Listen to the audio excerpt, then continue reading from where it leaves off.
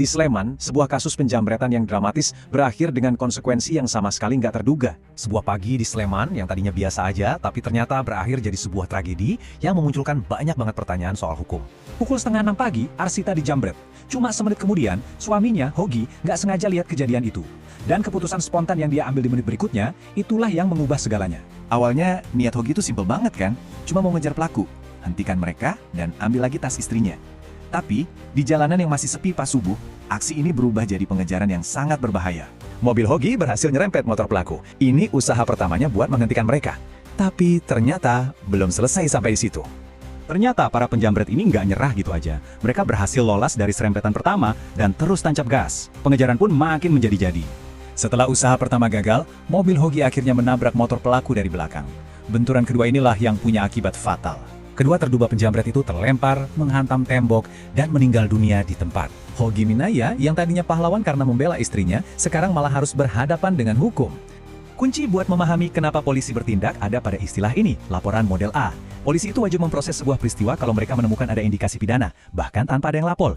Nah, dalam kasus ini, kematian dua orang itu dianggap peristiwa pidana yang harus diusut. Di mata mereka ada dua peristiwa terpisah. 1. Penjamretan. 2. Kecelakaan yang menyebabkan kematian. Dua-duanya yang menurut prosedur harus diproses. Hogi itu nggak didakwa pasal pembunuhan, dia dijerat pasal lalu lintas. Tapi bedanya krusial, pasal 310 itu soal kelalaian, artinya kecelakaan yang nggak disengaja. Tapi pasal 311 itu soal kesengajaan, tindakan nyetir yang secara sadar membahayakan orang lain.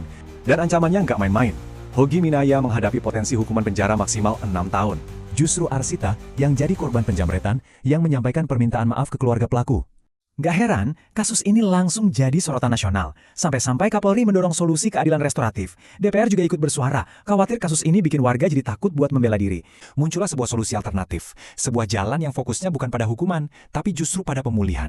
Solusinya namanya keadilan restoratif. Ini adalah pendekatan hukum yang tujuannya bukan buat memenjarakan orang, tapi buat memperbaiki kerusakan yang udah terjadi. Fokusnya itu dialog, mempertemukan kedua belah pihak buat cari jalan pemulihan bersama. Dan ternyata pendekatan ini berhasil. Kata Kejaksaan Negeri Sleman, kedua keluarga udah setuju buat berdamai, saling memaafkan, jadi penutup dari kasus yang rumit ini. Kasus Hogi Minaya ini emang udah selesai dengan damai, tapi pertanyaannya tetap ada buat kita semua. Di mana sih kita sebagai masyarakat harus menarik garis antara rasa keadilan dan aturan hukum? Saat naluri melindungi diri dan keluarga berbenturan dengan undang-undang, jawaban mana yang paling adil? Ini refleksi yang jauh lebih rumit daripada sekedar hitam dan putih.